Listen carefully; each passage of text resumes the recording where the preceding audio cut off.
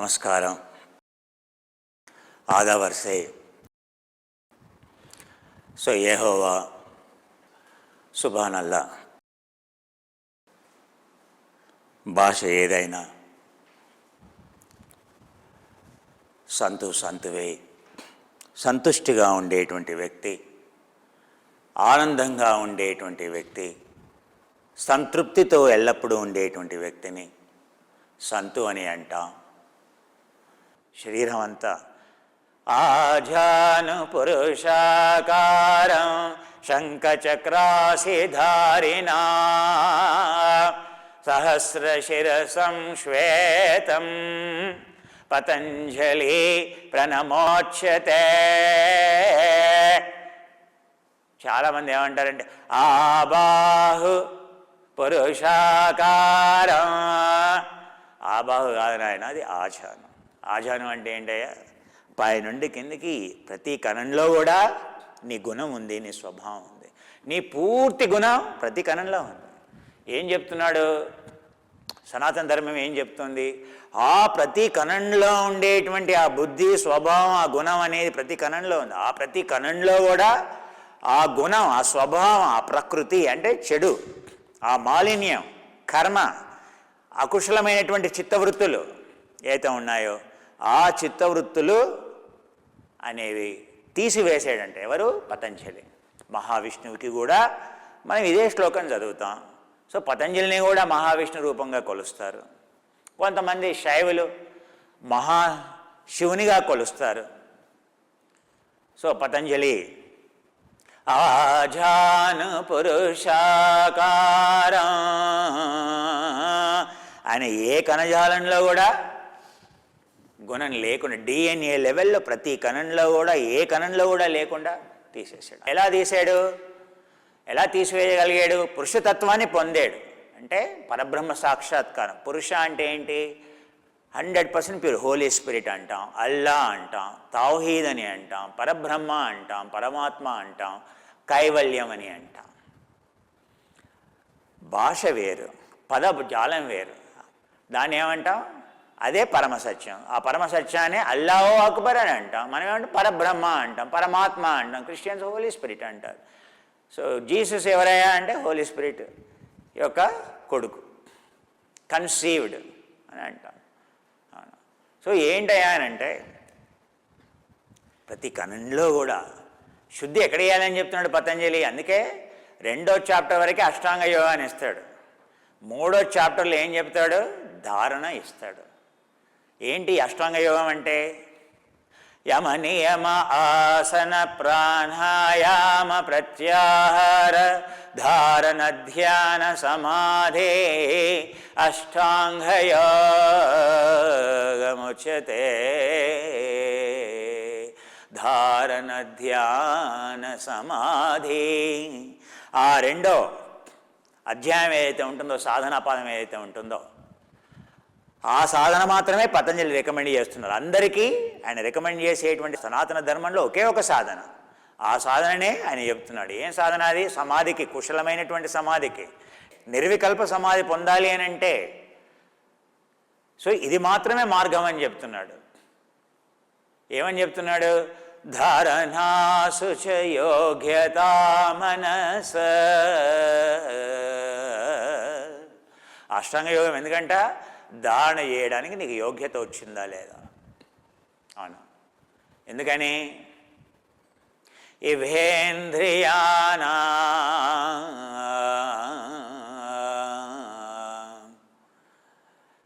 ఆ ఇంద్రియాలు వాటి యొక్క వృత్తుల్ని మర్చిపోయి చిత్తస్వరూపాన్ని, చిత్తే స్వరూపానుకారం ప్రత్యాహార, తమ యొక్క విషయాల్ని మర్చిపోయే ఇంద్రియాలు. అవునా? సో లోపటే సమాధిని పొందే మొదటి సమాధిని ప్రత్యాహారం స్థాయిని చెప్తున్నారు. ధారణ కంటే మొదలు ఉండేటువంటి స్థాయి. ప్రతి ఆహారం అంటే ఏంటి? ఇంద్రియాలు వాటి యొక్క ఆహార విషయాల పట్ల ప్రపంచమంతా తిరుగుతున్నాయి. దాన్ని ఏమంటాం? వృత్తి స్వారూప్యమితరత్ర.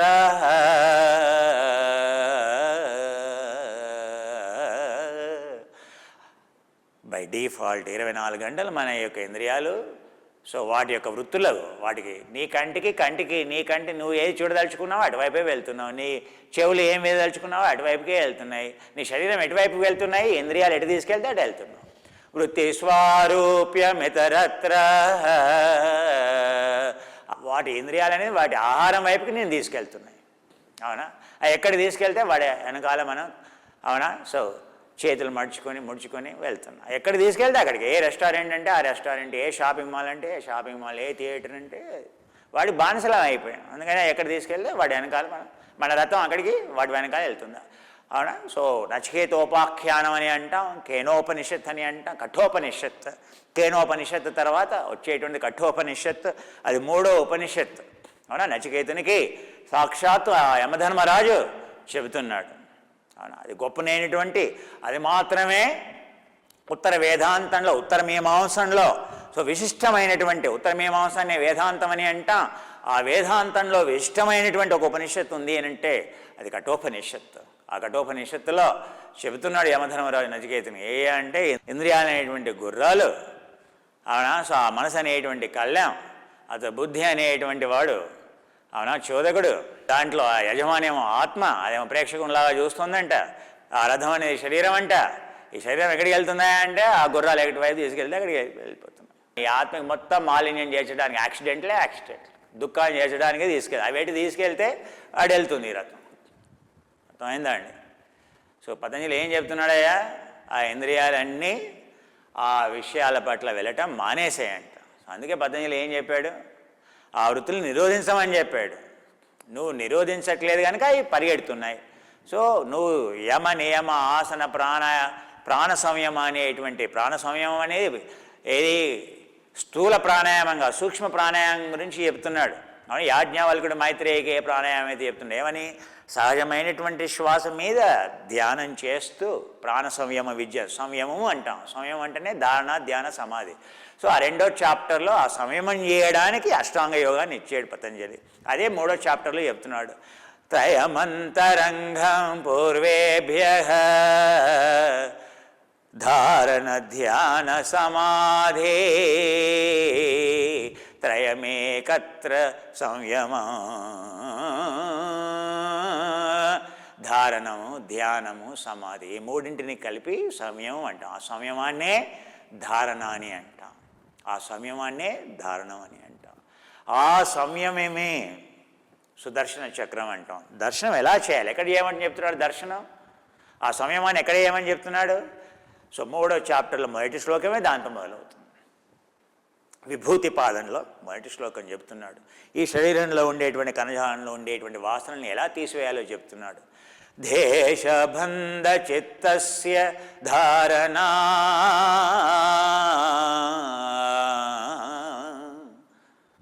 ఇదం క్షేత్రం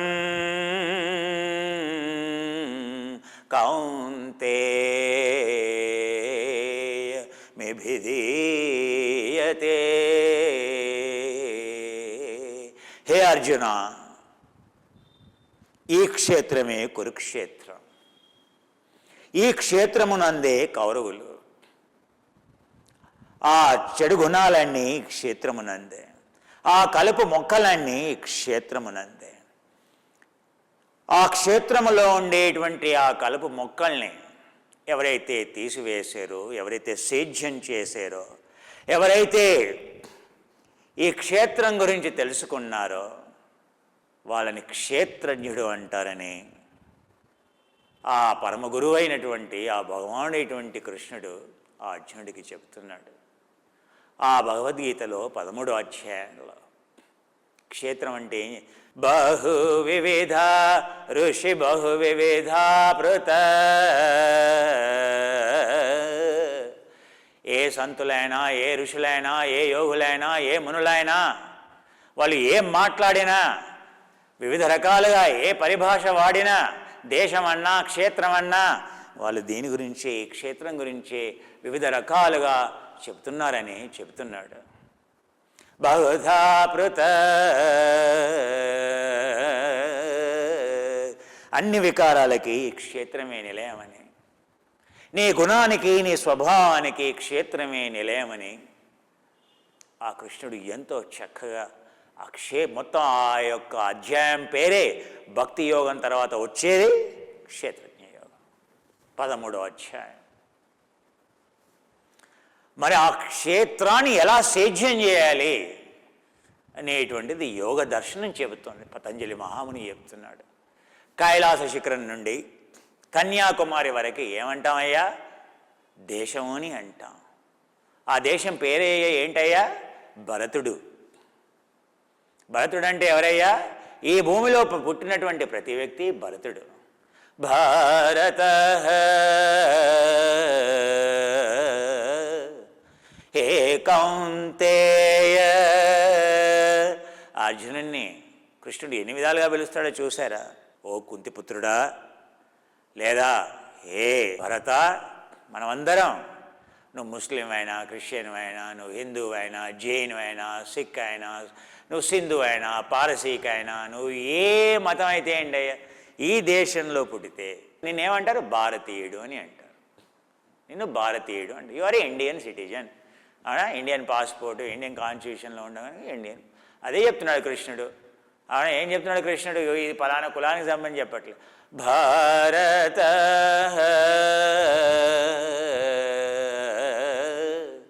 హే అర్జున, ఇది నీకు కాదయ్యా, ఈ మొత్తం దేశంలో ఉండేటువంటి ప్రతి వ్యక్తికి ఇదే క్షేత్రం, ఇదే దేశం. ఈ దేశంలోనే మన భారతదేశం ఎలా ఉంటుంది? ఇలా ఉంటుంది. చూసావా? భారతదేశం ఎలా ఉంటుంది? ఇలా ఉంటుంది. ఈ పైన కైలాసం ఉంటుంది. దీన్ని బ్రహ్మరంధ్రం అంటాం. దీన్ని ఏమంటామయ్యా? కైలాసం అంటాం. కింద ఏమంటామయ్యా? పాతాళం అంటాం. కన్యాకుమారి కింద శక్తి. మీ యొక్క వెనుముక కింది భాగాన్ని ఏమంటామయ్యా? శక్తి. దీనే మూలాధారం అంటాం. కన్యాకుమారిలో ఏముందయ్యా? శక్తిపీఠం.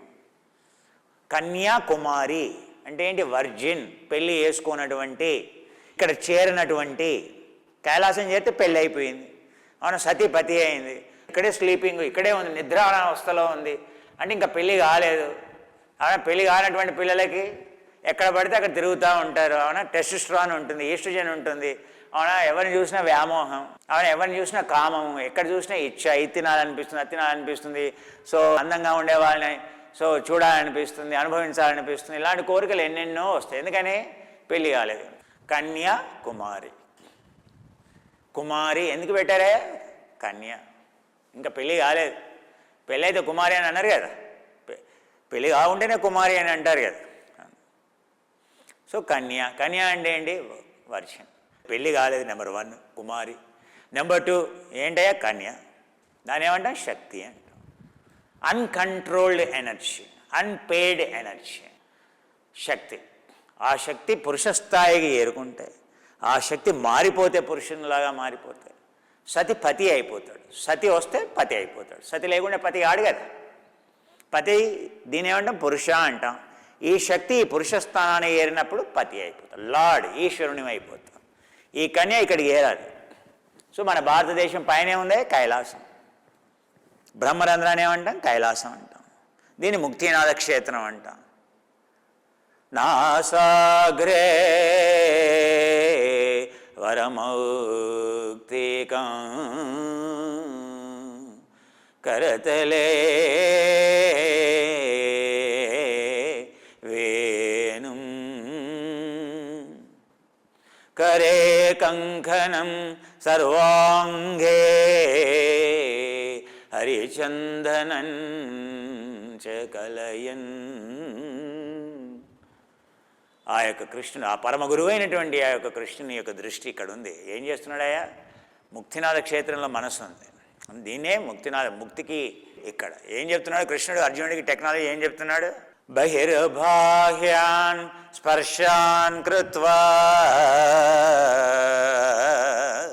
చక్షుషైవాంతరే భ్రువోః ప్రాణాపానౌ సమౌ కృత్వా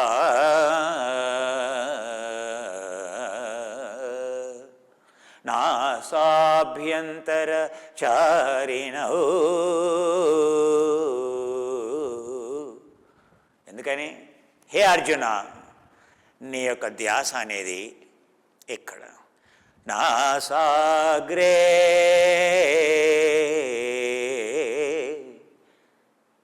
వరమౌక్తికం అంటే రెండు అర్థాలు, ఒకటి 6, నెంబర్ 6 అని. ఒకటి ముక్తి, ఆ విషయమే యాజ్ఞవల్కుడు చెప్తాడు, ఆ విషయమే బుద్ధుడు చెప్తాడు, ఆ విషయమే పతంజలి చెప్తున్నాడు. ఎక్కడ ధ్యాస ఉండాలంటే ఇక్కడ ఉండాలంటే ఏం చెప్తున్నాడు? ఇక్కడ ఉండే స్పర్శని తెలుసుకోగలిగితే చెప్తున్నాడు. ముక్తినాథ క్షేత్రం. ముక్తి ఎక్కడి నుంచి మొదలవుతుంది? ఇక్కడి నుంచి మొదలవుతుంది. అందుకే అందుకే పతంజలి ఏం చెప్పాడు? జ్ఞాన వస్తువు ఒకే ఒక జ్ఞాన వస్తువు ఇచ్చాడు. ఏమన్నాడు? అథ వృత్తి నైచ్చల్య కుంభక ప్రాణ నిరోధ చిత్త నిరోధ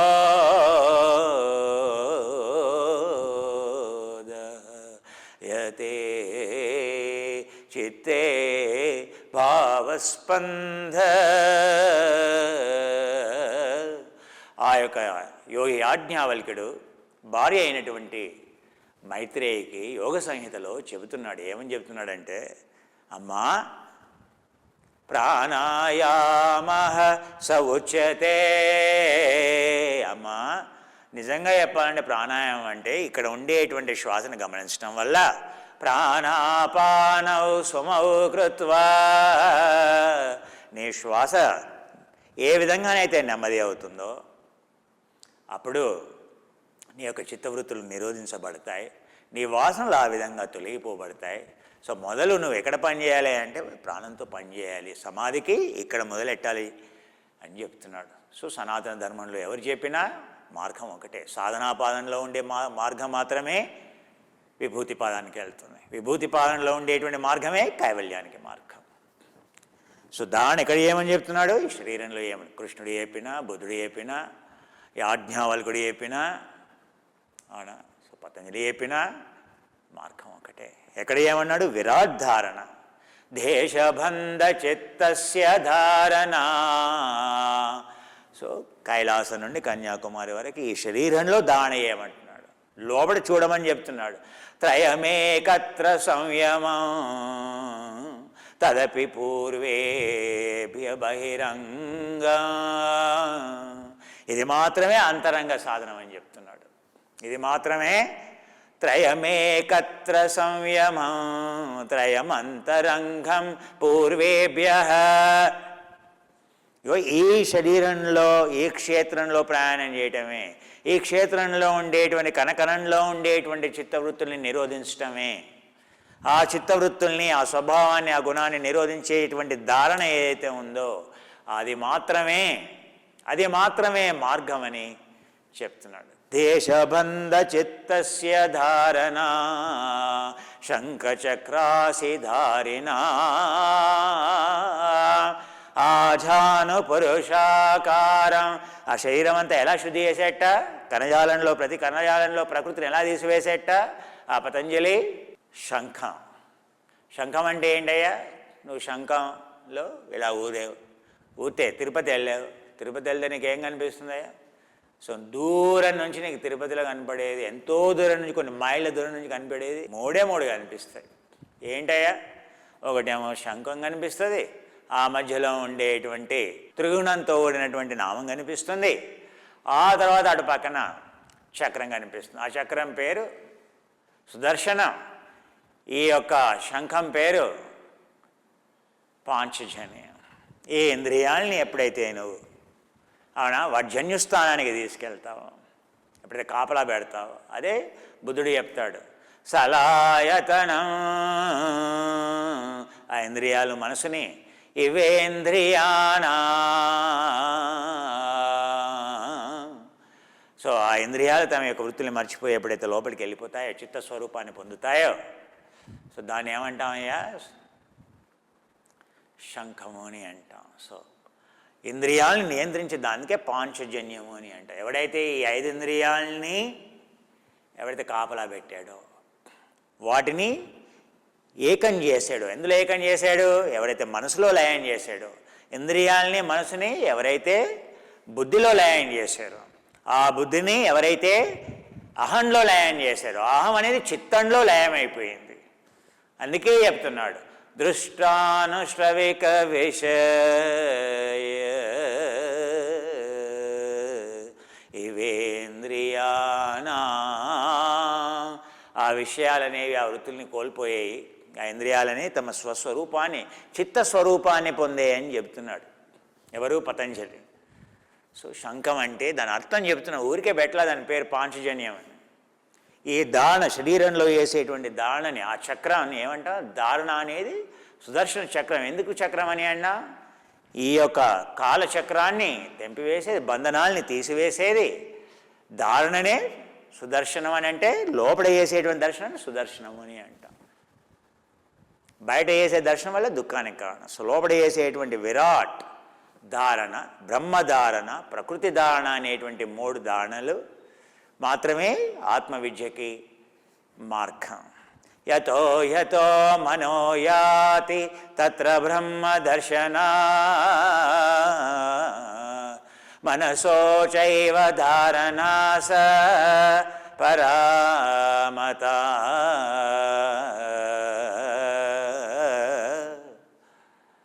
శరీరంలో ఎక్కడికి వెళ్ళినా విరాట్ ధారణ చేస్తూ చేస్తూ ప్రకృతి ధారణ చేస్తూ బ్రహ్మధారణ అనేది చివరి చరమాంకం వస్తుంది. ఆ తర్వాత వచ్చేటువంటిది. సో ఏమంటామయ్యా అని అంటే సప్తమి భూమిక అని అంటాం, ఎన్లైటన్మెంట్ అంటాం, అద్వితీయం అని అంటాం, పూర్ణానందం అంటాం, తౌహీద్ అంటాం, అల్లా అంటాం, హోలీ స్పిరిట్ అంటాం. చెప్తున్నానండి. సో ఈ శరీరంలో చేసేటువంటి సుదర్శనం అంటే సో పాంచజన్యం అంటే ఎందుకన్నారు ఆ శంఖం అని? శంఖాన్ని ఎందుకు వాడారు? శంఖంలో నువ్వు గాలి ఊస్తే కొన్ని మైళ్ళ నుండి శంఖం చూడటమే కాదు తిరుపతిలో, అవునా? ప్రతి యుద్ధంలో కూడా, అవునా? సంజయుడు చెప్తున్నాడు ధృతరాష్ట్రునికి, ఏమని చెప్తున్నాడు? అదిగో కృష్ణ పరమాత్ముడు పాంచజన్యాన్ని పూరిస్తున్నాడు. ఈ కురుక్షేత్రం ధర్మక్షేత్రంగా మార్చడానికే మహాభారత యుద్ధం, అవునా? ఆ యుద్ధాన్ని ఏమంట?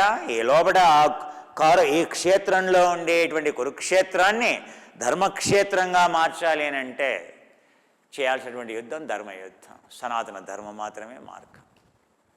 అయిందండి. సో ఏం చేస్తున్నాడు?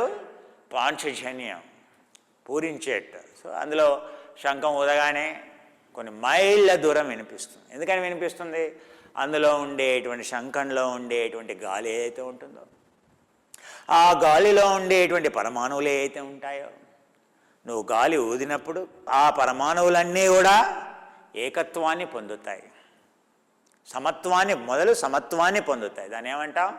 హార్మోనియస్ స్టేట్ అని అంటాం. మీ గోడ గడియారాలు ఉన్నాయి, గోడ గడియారాలు ఎప్పుడు కూడా సో వాటికి ఎక్కువ శక్తి అక్కర్లే, ఎప్పుడో ఒకసారి బ్యాటరీ అందులో వేస్తే చాలు. అది పూర్వకాలంలో మన గోడ మీద ఎలా ఉండే, ఇప్పుడు సాలార్జంగ్ మ్యూజియంకి వెళ్తే గోడ గడియారం ఎప్పటియో 200, 300, 400 సంవత్సరాలు, 500, 600 సంవత్సరాల క్రితం గోడ గడియారాలు ఉంటుంది. ఇప్పటికి కూడా పనిచేస్తూ ఉంటుంది. ఇలా ఇలా ఇలా వెళ్తాం. దాన్ని ఏమంటాం? హార్మోనీ అని అంటాం. సింపుల్ పెండ్యులం అని అంటాం. ఎందుకని? అది శక్తిని వినియోగించుకోదు. ఎందుకని? అది హార్మోనియస్ మోషన్లో ఉంది. దాన్ని ఏమంటాం? ఆ హార్మోనియస్ మోషన్ అని అంటాం. సో దానికి ఒక ఎగ్జాంపుల్ ఇస్తాను, అవునా? సో కుమార్ గారు ఎలా పూర్వాశ్రమాల్లో నేర్చుకున్నాడు కనుక కుమార్ గారు అన్ని పూర్వకాలం ఎగ్జాంపుల్సే చెప్తాడండి, అవునా? అని చూడటానికి ఎలా ఉన్నాడు కానీ. సో కుమార్ గారు చదువుకుంది పూర్వాశ్రమాల్లో, కానీ నేర్చుకుంది లేటెస్ట్ సైన్సే. కానీ మీకు చెప్పే ఎగ్జాంపుల్స్ అని పూర్వకాలం చెప్తేనే మనకు అర్థం అవుతుంది. New bathing liquid, you should need to know. Cedar. These are the 3 Himalayan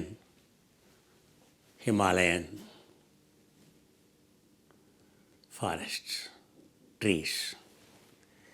Cedar is a god's plants. They are called Devadaru, where gods live on those trees in the Himalayas, forest gods. The tree name is called Cedar. Sal, where Buddha, grandmother and grandfather met in the forest of healing. The healing forest is sal forest, sal flowers. That forest is full of sal trees. Pine, the sound comes from the pine. You know the turpentine oil which erases all the oil stains, all the rust, all the paint, all the colors. What removes? Terpenol. Can you see how clear? Perhaps this much is enough for whole body, A clear, transparent, a